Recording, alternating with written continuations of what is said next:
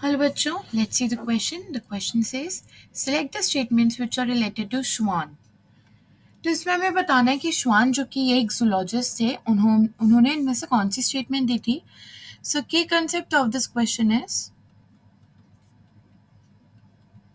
Cell theory. तो अगर हम सेल थ्योरी की बात करें तो सेल थ्योरी मिलकर दी थी दो लोगों ने जो कि थे श्लिडन एंड श्वान. श्लिडन एंड श्वान ने मिलकर दी थी सेल थ्योरी.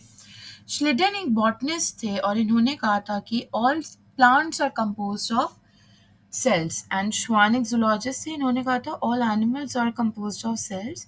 बट श्वान ने और भी चीज़ें कही थी, जैसे कि सबसे पहले इन्होंने बताया था प्लाज्मा मेम्ब्रेन के बारे में. किसके बारे में? Plasma membrane. इनने कहा था कि सेल्स के पास एक आउटर थिन मेम्ब्रेन होती है. क्या होती है ये? आउटर थिन मेम्ब्रेन होती है, जिसको क्या नाम दिया था उनने? Plasma membrane.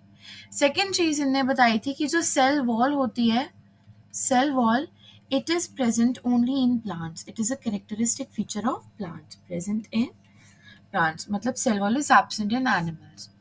थर्ड इन्होंने बताया था, of course इनने formulate करी थी cell theory. क्या दी थी इनने? Cell theory. तो अब हम देखते हैं इनमें से कौन कौन सी statements correct है.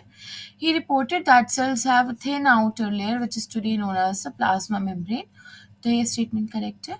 Cell wall is unique character of plant cell. Correct.